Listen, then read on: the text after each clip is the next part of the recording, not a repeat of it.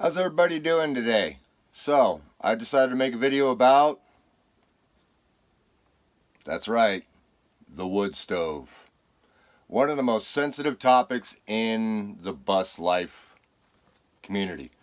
So, we're going to go ahead and talk about mine. You can see mine right there. And I'm going to basically take you through. I can't show you the builds, unfortunately, because I never videoed it. But what I'm going to do is I'm going to go ahead and show you what I have. But for the people who are like, oh man, the Joe Schmo, this took a while, okay? In the meantime, the buddy heater. Trust me, that's your best friend. I used one for over a year. They'll do the job, okay? So for the Joe Schmo, get the buddy heater, all right? And then we'll talk more about that when I start cranking out videos for that. But this one is on the wood stove. So, this is my wood stove right here. You can see it fired up in the back. And honestly, it's at about 450 degrees Fahrenheit right now. If you take a look, I have a thermostat right here on the top of the wood stove that tells you what the temperature is on top of the wood stove. And then if you check out that little fan right there, that's basically how I heat my bus, okay? So, for those of you that are like, oh, what kind of wood stove is that? Here it is right here. It is the True North TN10, okay? Now, I was fortunate enough to get this stove. Actually, it was a gift. I was in the process of welding one together out of an old barbecue that was extremely thick. It was really, really thick steel, and it was thick enough to be able to turn it into a wood stove. As a matter of fact, my friend uses it as a forging kiln now. So I know it would have held up with it, but my mom and my sister didn't want that to be used in my bus. They were afraid I was going to burn myself down. So this is actually a gift, okay? I was lucky. I was really, really lucky. These things, this whole setup was like over $2,000. So, it's the True North TN10. Now, the great thing about this is I'm going to show you this. Now, it's kind of trashed around here, but that's okay. When we get into the rest of my videos, you know, you'll get to see the rest of the bus. But in the meantime, you see those little locks right there that go through the legs? Okay? Now, this wood stove is steel construction. It's not a cast iron system, okay? So it has almost, almost, not completely, but almost no potential for cracking, okay? And that's a major plus when you deal with vibrations in buses and stuff like that, okay? Now, this one is steel. It helps out a lot, but those fasteners on the ground, what makes it so cool is this stove is actually rated for mobile home applications.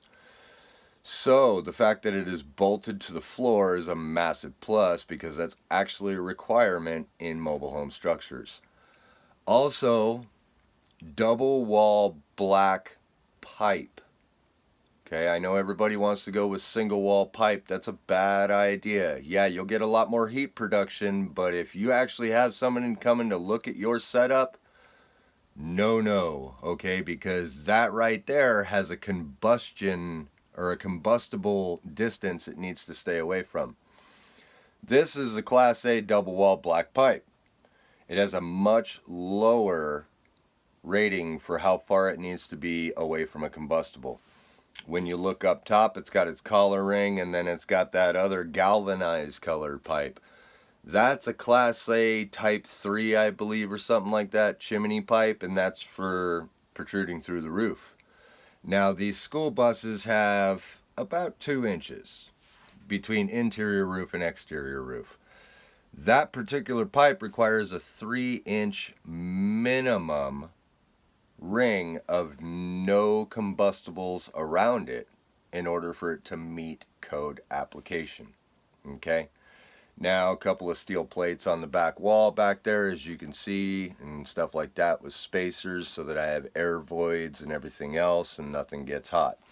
I can literally take my hand right now at about 450 degrees and I can touch the side of my stove and it is not that hot. This is at 450 degrees, okay? Just in case you guys are like, oh my God, his hand, okay? There's my hand, okay? Now I'm gonna pull it off, and I'm gonna show you the temperature, okay? That's the heat output you have for this particular unit when it comes to the safety features that they thought of when they were thinking mobile home application, okay? At the top, you'll see the giant black ring. That's just basically the interior trim ring. Up on the roof, there's a boot system that I have. It's a sealed boot with a weather collar up over the upper section of the pipe, and I have another 18 inches on top of that pipe up there. That one's 24 inches long, okay? Then I have my cap. Now, for the mounting, I went ahead and pulled my flyer because that's the best thing I can do for you. So, there's a black line on the part that I used, okay?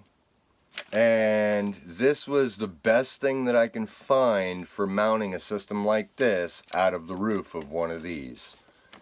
And if you see that right there, where that black line is, that's what I used, okay? And then you have your pipe and your boot and everything else. Now, when you go to your wood stove supplier and stuff like that, you know, you tell them you want a full Class A system and you have a metal roof and everything. Now, they automatically, in order to pass code when you go outside of your roof, your chimney exit must be 2 feet taller than anything 10 feet around it, okay?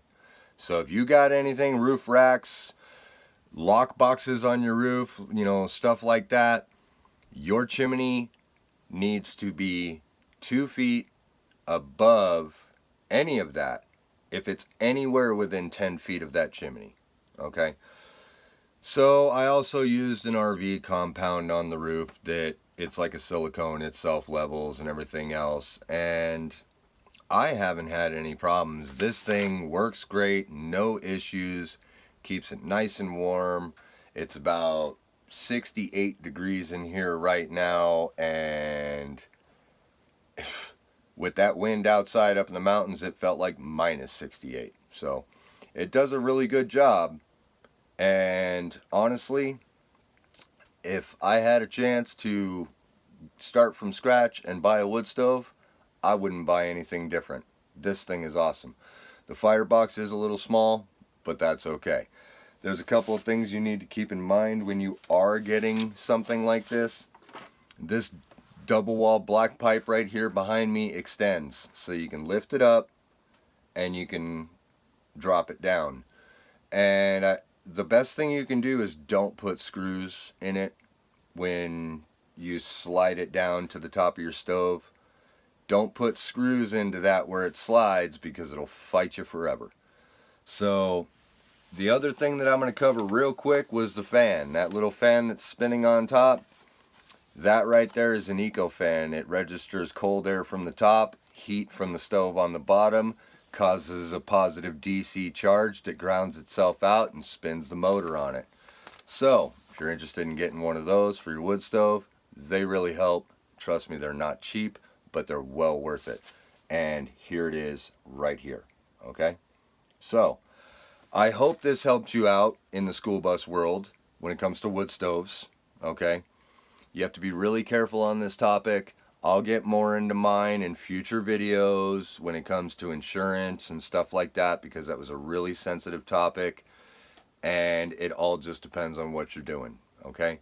So if you like this video and you found that it was somewhat helpful for you when it comes to a good wood stove or the type of wood stove and the things you're looking for, then go ahead and leave a like on this video, share it with a friend if you have a chance to, so that they can watch it, and then hit that subscribe button and make sure you give it a good whack so you can destroy it. Kick that bell out of the windows so that you're notified every time I drop a video and you're never left behind. Alright? You guys take care.